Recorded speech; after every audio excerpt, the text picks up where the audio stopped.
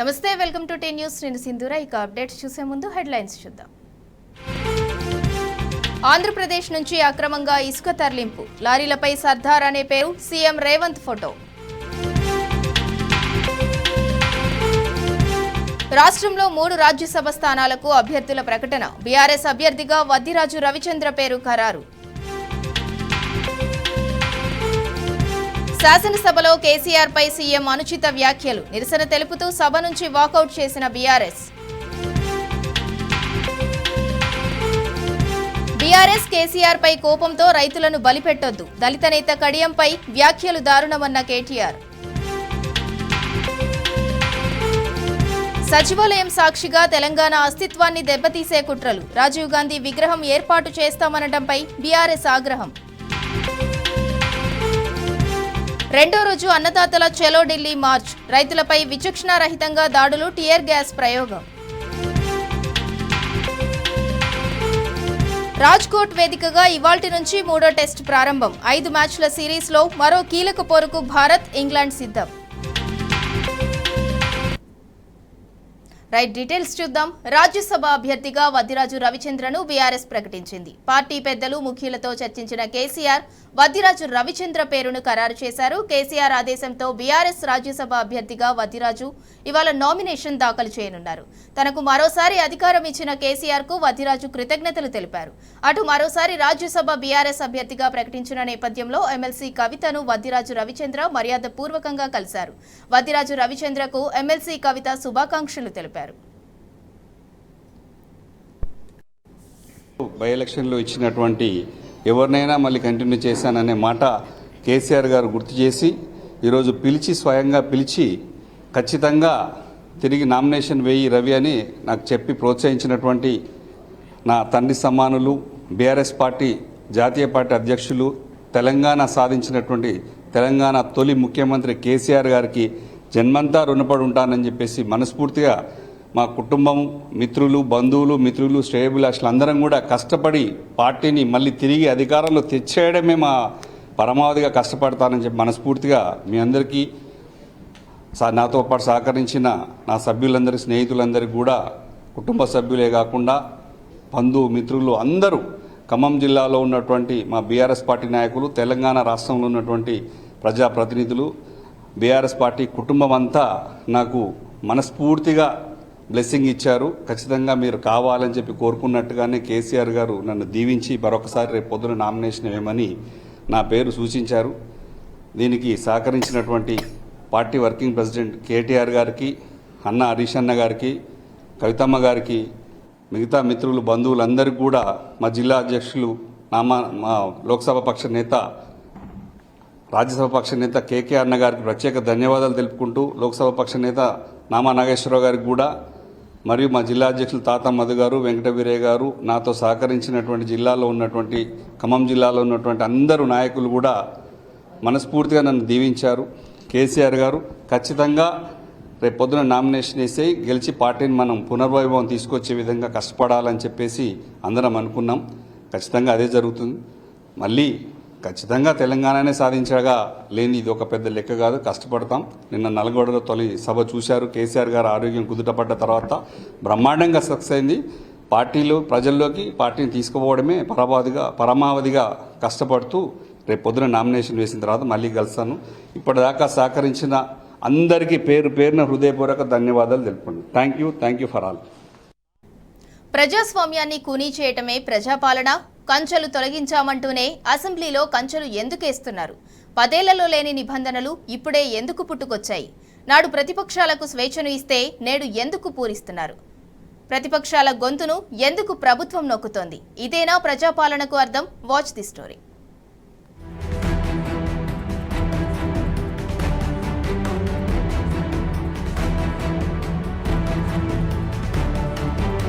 మోసం, కపట నాటకం, కాంగ్రెస్ ఇజం.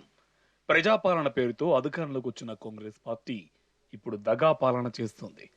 మోసపూరిత హామీలతో ప్రజలను వంచిన రేవంత్ సర్కార్ ఇప్పుడు సాక్షాత్తు అసెంబ్లీలోనే ప్రజాస్వామ్యాన్ని ఖూనీ చేసింది. ప్రగతి భవన్ ముందు కంచెలు తొలగించామని జబ్బలు చర్చుకునే హస్తం ప్రభుత్వం ఇప్పుడు అసెంబ్లీలో కంచెలు ఎందుకేస్తుందో ప్రజలకు సమాధానం చెప్పాలి. ప్రతిపక్షాలకు మాట్లాడే సమయం ఇస్తాం, వారు ఎంతసేపు మాట్లాడినా ఓపిగ్గా వింటామంటూనే వారి గొంతు నొక్కే ప్రయత్నం చేస్తుంది రేవంత్ సర్కార్.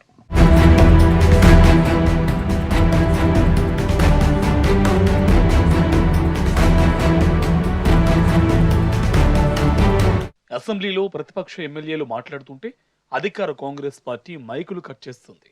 ప్రభుత్వం చేస్తున్న మోసాన్ని, కుట్రలను ప్రజలకు వివరించే ప్రయత్నం చేస్తుంటే పదే పదే అడ్డుకుంటుంది.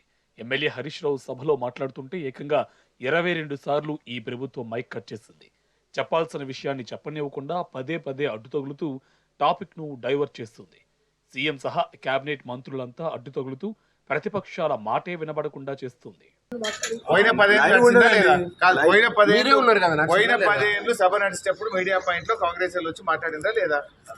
అప్పుడు లేని రూల్ ఇప్పుడు ఎందుకు వచ్చింది? కాదండి, లోపల మాట్లాడినారు, బయట కూడా మాట్లాడినారా? ఎప్పుడు బ్రేక్ అయితే వాళ్ళు ఏదో మాట్లాడుతారు, మీరు లైవ్ ఇవ్వకండి అని చెప్పండి. సరిపోతుంది, ఇంకేమన్నారు? ఇబ్బంది ఏమన్నా ముళ్ళ కంచెలు ఏమన్నారండి, ముళ్ళ కంచెలు పెడుతురు కదా అడ్డం. దానికి ఏం లేదంటాడు, ఇది అంటాడు, ప్రజాపాలన అంటాడు, అన్ని అడ్డం వాళ్ళు ఇవే పెడతారు. ఎమ్మెల్యే కడియం శ్రీహరి పరిస్థితిలోనూ ఇదే తంతు చేసింది రేవంత్ సర్కార్. మైక్ ఇవ్వాలని కోరినా ప్రభుత్వం పట్టించుకోవడం లేదు. మాట్లాడనిస్తామంటూ కళ్ళబొల్లి మాటలు చెప్తుంది. ప్రతిపక్షాల గొంతు నొక్కే ప్రయత్నం చేస్తుంది. అసెంబ్లీ లోపలే కాదు, బయట కూడా అపోజిషన్ పార్టీల వాయిస్ లేకుండా చేయాలని కుట్రలు చేస్తుంది. మీడియా పాయింట్ వద్దకు వెళ్లకుండా పోలీసులతో కంచెలు వేయించింది ప్రభుత్వం. బీఆర్ఎస్ నేతలు మీడియాతో మాట్లాడితే తమ బండారం బయటపడుతుందనే దుర్బుద్ధితో అడ్డమైన సాకులు చెప్తుంది. ఇదేమి రాజ్యం, ఇదేమి రాజ్యం, కంచెల రాజ్యం, పోలీసు రాజ్యం. ఇదేమి రాజ్యం, ఇదేమి రాజ్యం, కంచెల రాజ్యం, పోలీసు రాజ్యం. ఇదేమి రాజ్యం, ఇదేమి రాజ్యం, కంచెల రాజ్యం, పోలీసు రాజ్యం. జై తెలంగాణ, జై తెలంగాణ. ప్రతిపక్షాలను అణచివేసే విధంగా ఇవాళ వ్యవహారం జరుగుతూ ఉన్నది. ఇదంతా కూడా ముఖ్యమంత్రి గారి కనుసన్నల్లోనే జరుగుతూ ఉన్నది. సాంప్రదాయాలకు విరుద్ధంగా, నియమాలకు విరుద్ధంగా వ్యవహారం చేస్తూ ఉన్నారు. కేవలం శాసనసభలో ఉన్న మైకు అధికార పక్ష సభ్యులు మమ్మల్ని తిట్టడానికే వాడుతున్నట్టుగా అనిపిస్తూ ఉన్నది. అది తప్ప వేరే పని లేదు.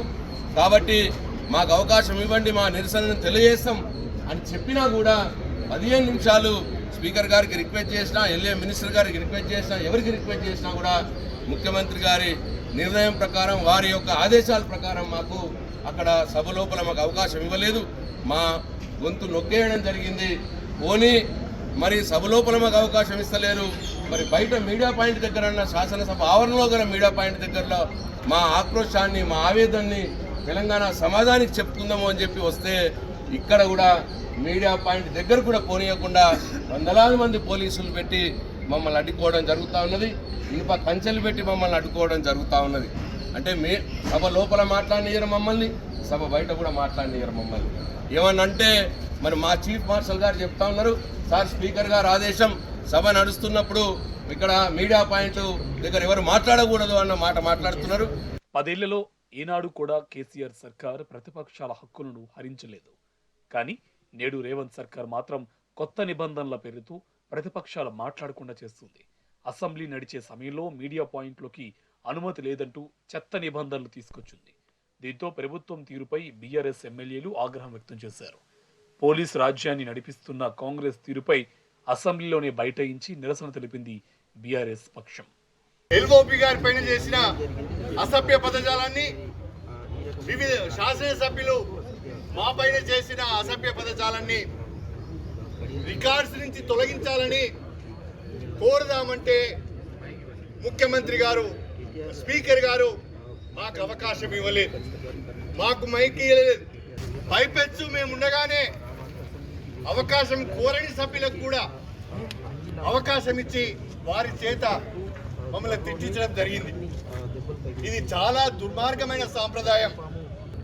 గత్యంతరం లేని పరిస్థితులలో బయటికి వచ్చి కనీసం మీడియా పాయింట్ దగ్గరనైనా లోపల ఏం జరిగిందో చెప్పుకుందామంటే ఇక్కడ ఇనుప కంచెలను పెట్టారు. చాలా గొప్పగా ప్రగతి భవన్ ముందట ఇనుప కంచెలను తొలగించాం, స్వేచ్ఛా వాయువులను ప్రజలకు ప్రసాదించామని చెప్పారు. శాసనసభ్యులకే గతి లేదు. ఇక్కడ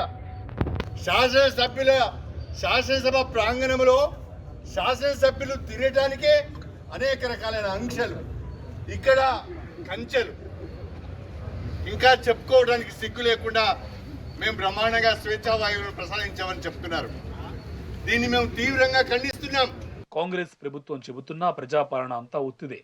సమైక్య రాష్ట్రంలో ప్రగతి భవన్ ముందు కంచెలు వేసింది కాంగ్రెస్ పార్టీ. ఇప్పుడు ఆ కంచెలను తొలగించి తామేదో విజయం సాధించినట్టు గొప్పలు చెప్పుకుంటున్నారు. ప్రజాభవన్లో ప్రజల నుంచి ఆర్జీలు తీసుకోవడానికి దిక్కు లేకుండా పోయింది. ఇదేనా ప్రజాపాలన అంటూ జనం ప్రశ్నిస్తున్నారు. పైగా ప్రశ్నించే వారిని అక్రమ అరెస్టులు చేస్తూ పైశాచిక ఆనందాన్ని పొందుతోంది రేవంత్ సర్కార్. ఇప్పుడు రాష్ట్రంలో నడుస్తోంది ప్రజాపాలన కాదు, దగా పాలన అంటూ జనం మండిపడుతున్నారు.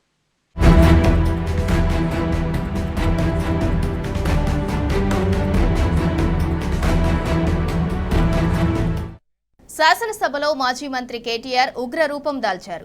కాంగ్రెస్ సభ్యుల మాటల తీరుపై అసహనం వ్యక్తం చేశారు. కాంగ్రెస్ సభ్యులు మాట్లాడేటప్పుడు గౌరవంగా మాట్లాడాలని సూచించారు. కాళేశ్వరంను సాకుగా తీసుకుని కాంగ్రెస్ పెద్ద రాద్ధాంతం చేస్తోందని మండిపడ్డారు. రాజకీయంగా కక్ష పెట్టుకుని రైతులను కాంగ్రెస్ పార్టీ మోసం చేస్తోందన్నారు. వెంటనే కాళేశ్వరం పంపింగ్ ప్రారంభించి రైతులకు నీరు అందించాలని కేటీఆర్ కోరారు. పొన్నం ప్రభాకర్ గారు మాట్లాడినప్పుడు నేను వారంటే నాకు గౌరవం ఉంది అధ్యక్ష. పొన్నం ప్రభాకర్ గారు నేను 2009 నుంచి కలిసి పనిచేసిన సహచరులు. ఆనాడు వారు ఎంపీగా, నేను ఎమ్మెల్యేగా మొదటిసారి గెలిచినాం. అప్పటి నుంచి కలిసి పనిచేసినాం. కానీ సత్యదూరమైన మాటలు చెప్తుంటే, వాస్తవానికి విరుద్ధమైన మాటలు చెప్తుంటే బాధతో తప్పకుండా అన్నాం అధ్యక్ష. కానీ వారు కూడా గౌరవ మంత్రి వారు, ఈరోజు గౌరవ మంత్రి గారు తప్పకుండా ఆలోచించాలి. మాట్లాడేటప్పుడు ఒకటికి 2 సార్లు ఆలోచించాలి. ఇవాళ వారి నియోజకవర్గంలో హుస్నాబాద్లో గౌరవెల్లి అనే రిజర్వాయర్ పూర్తయి ట్రయల్ రన్ అయిన మాట వాస్తవం కాదా అధ్యక్ష? ఇవాళ హుస్నాబాద్లో ప్రజలకు తెలియదా? వేములవాడ నియోజకవర్గంలో మలకపేట రిజర్వాయర్ మొత్తం పూర్తయి అందులో 1 TMC నీళ్లున్న మాట వాస్తవం కాదా అధ్యక్ష? ఇవాళ కాళేశ్వరం గురించి మాట్లాడి అదేమి జరగనట్టు నిన్న మేడిగడ్డకు పోయి వచ్చి మా మీద బురద జల్లే ప్రయత్నం ఏదైతే చేస్తున్నారో అధ్యక్ష, నేను గౌరవ సభ్యులకు తమరి ద్వారా తెలియజేసేది అధ్యక్ష ఒకటే ఒక్క మాట అధ్యక్ష.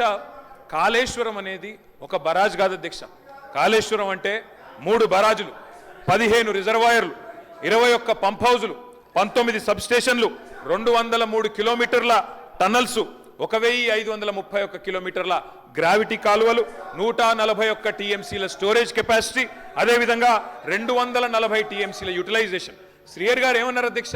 శ్రీయర్ గారు ఒకటే మాట అన్నారు, స్టెబిలైజేషన్ కూడా తీసుకోవాలి ఒక ప్రాజెక్టులో. కొత్తగా 97,000 కూడా నీళ్ళు ఇయ్యలేదని మాట్లాడితే స్థిరీకరించబడ్డ ఆయకట్టు ఎంత అని అధికారిని అడుగుతుంటే ముఖ్యమంత్రి గారు మాట్లాడనీయలేదన్నారు. గొప్ప ఉదాహరణ నా నియోజకవర్గం అధ్యక్ష. మా దగ్గర అప్పర్ మానేర్ అనే ప్రాజెక్టు నిజాం టైంలో కట్టినారు అధ్యక్ష, 45లో కట్టినారు. ఆ అప్పర్ మానేర్ అనే ప్రాజెక్టు కోసం ఆనాడు రాజశేఖర రెడ్డి గారి ఆనాడు ప్రభుత్వం ఉన్నప్పుడు కూడా పాదయాత్రలు జరిగినాయి. దాన్ని ఎప్పటికప్పుడు స్థిరీకరించాలని నింపాలనే ప్రయత్నాలు జరిగినాయి. కానీ ఎప్పుడు నింపబడ్డది అధ్యక్ష? మొత్తానికి మల్లన్న సాగర్ కట్టిన తర్వాత మల్లన్న సాగర్ నుంచి వచ్చే కాలువ ద్వారా ఎప్పుడైతే కూడవెల్లిలోకి నీళ్ళు వచ్చినాయో, కూడవెల్లి వాగులోకి ఈరోజు ఏప్రిల్లో ఎర్రటి ఎండల్లో కూడా మా మిడ్ మానేరు, మా అప్పర్ మానేరు ఎండుతున్న మాట వాస్తవమా కాదా?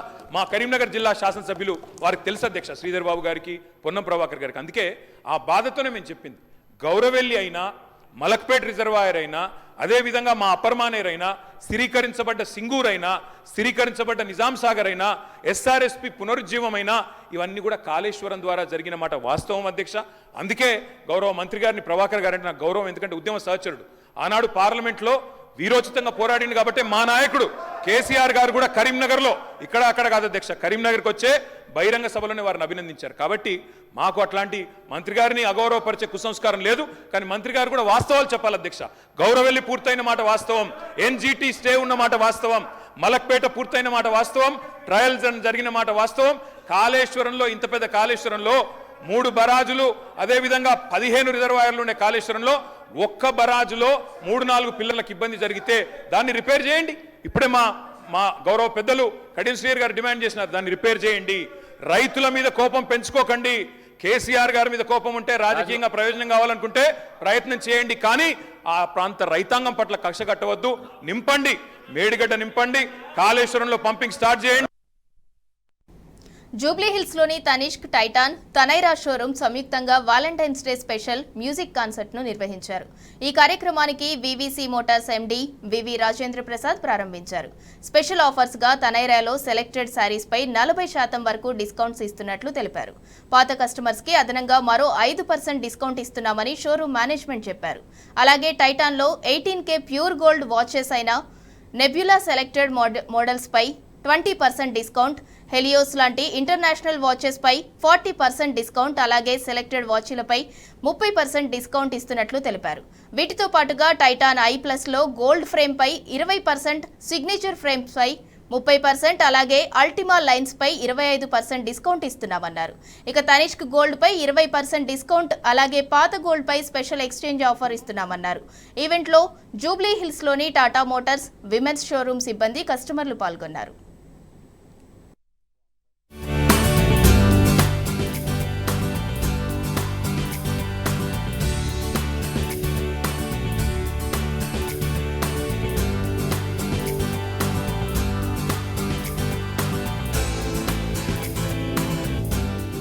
మేము రెగ్యులర్గా తనిష్కి వస్తాము. The collection over here is very very very good. So thank you for inviting us. Today is a real wonderful day and memorable day for us with Tanishq Jubilee Hills. Lot of collection హైదరాబాద్లో తనిష్కి ఇక్కడే. ఎందుకు అంటే ఇక్కడ కలెక్షన్ ఇంకెక్కడ ఉండదు. ఏదైనా కొత్త కలెక్షన్ అప్డేట్ అవుతుంది అంటే అది ఇక్కడే అనమాట. మిగతా స్టోర్స్లో లేట్గా అప్డేట్ అవ్వచ్చు, కానీ ఇక్కడ మాత్రం టైం పడుతుంది. Is it a love marriage or an arranged marriage? It's a love marriage. So since how long you know each other? 10 months. 10 months? ఇవి bulletin updates. Keep watching tea news.